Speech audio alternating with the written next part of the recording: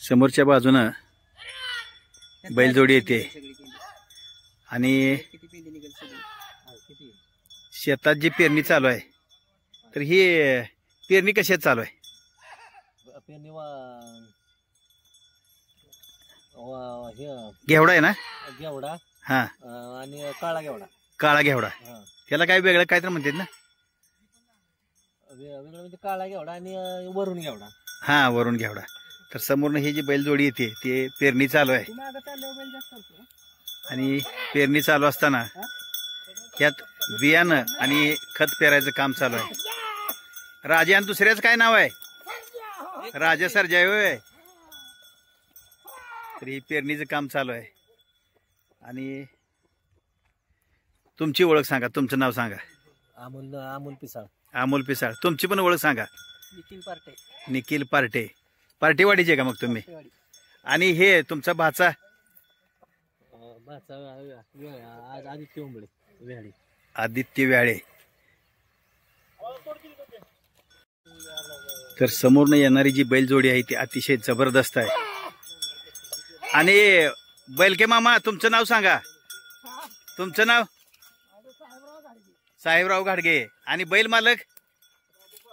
बाबू Partey. आणि पलीकडे वेल्डिंगवाले मामा? हेमंत पिसाळ. तर ही सगळी मंडळी इथं पेरणी चालू आहे. आणि हे तुमच्या समोर उभा राहिलेले आहेत ते आदित्य ओंबळे भाचा. तर असं तर इथं थोडीशी पेरणीसाठी अडचण झालेली आहे आणि बैल जबरदस्त तावाचे आहेत. तावाचे म्हणता येईल. कारण मगाशी येतानाच तुम्हाला ओढत होती पुढं. हे पण बघितलंय मी. म्हणजे बैलगाडी तर पळवून पळवून फिरवणारच. कारण आमच्या बैलांनी काय केलं तर माहित आहे का? असं बैलगाडी सह पलटीच केली ती बैलगाडी फिरवून फिरवूनच. म्हणजे बैल जबरदस्त आहे ती. तर असं हे परिसर जे आहे पसरणी परिसर तर हे मला वाटतं एकसर हद्दीत येते ना?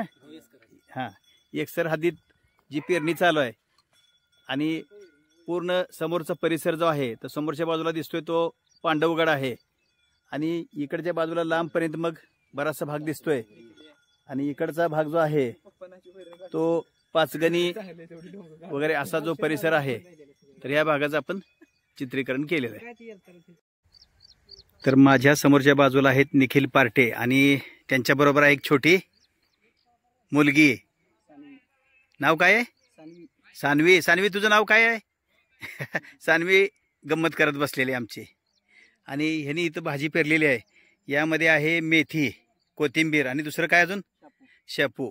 तर असे 3 प्रकारच्या भाज्या इथं पेरलेल्या आहेत. आणि ज्या ठिकाणी पेरणी चालू आहे त्या ठिकाणीच त्यांच्या शेजारीच ह्यांचा पण प्लॉट आहे. आणि इकडचा प्लॉट हा जो आहे तर तो रिकामा आहे. आणि यामध्ये कधी पेरणी करणार आहे तुम्ही आता? कशाची करणार आहे? मेथी शेपूची पेरणी करणार आहेत. आणि मार्केट तुम्हाला कुठं आहे? दर मिळतो का? दर भेटतो ना. हंगामानुसार सीझननुसार कमी जास्त मिळणार. आणि आपण स्वतः उभं राहून विकतो. हा त्यामुळे तर मग 4 पैसे मिळणार. जर तुम्ही व्यापाऱ्याला द्यायचं म्हणलं तर पैसे कमी मिळणार. पण स्वतः उभं राहून विकतोय म्हणल्यावर 100% तुम्हाला 4 पैसे जास्त मिळणार. आणि स्वतः जे शेतकरी उभं राहून विकतात त्यांना 4 पैसे मिळू शकतात. हा माझा अनुभव आहे. कारण आम्ही शेतीच करतो आणि माझी नर्सरी पण आहे.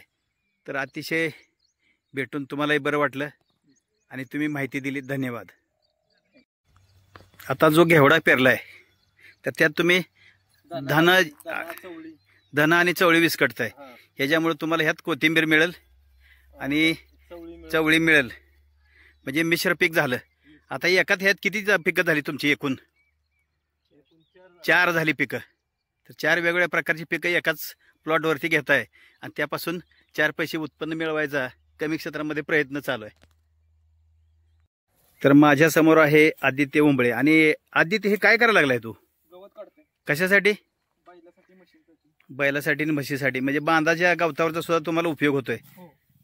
आणि हे दुसरं काहीतरी बाजूला काढून टाकलंय हे तू गवतातनं? हा म्हणजे बाकीचं तण आहे ते बाजूला काढलंय आणि फक्त गवत जे आहे तर असं गवताचा ढीक लावलेला आहे.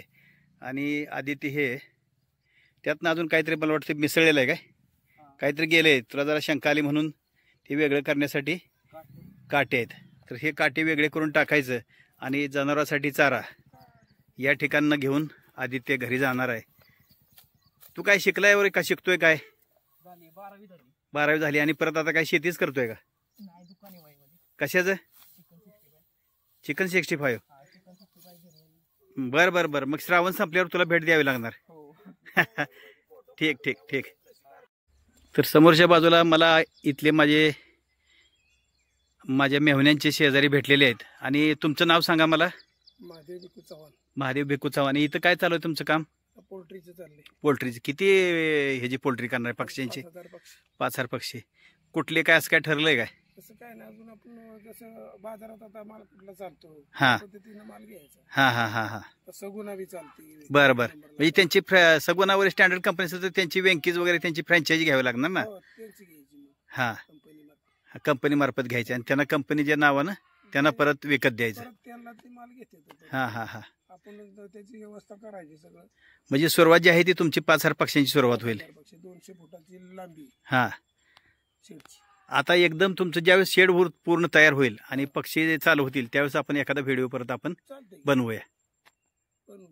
पोल्ट्रीचे आता कॉलम 4-4 फुटावर भरलेले आहेत. बरं बरं. तर भीम बांधून नंतर ते भीम झाले की मग शेड पूर्ण होईल. पोल उभं करायचे. हां हां हां.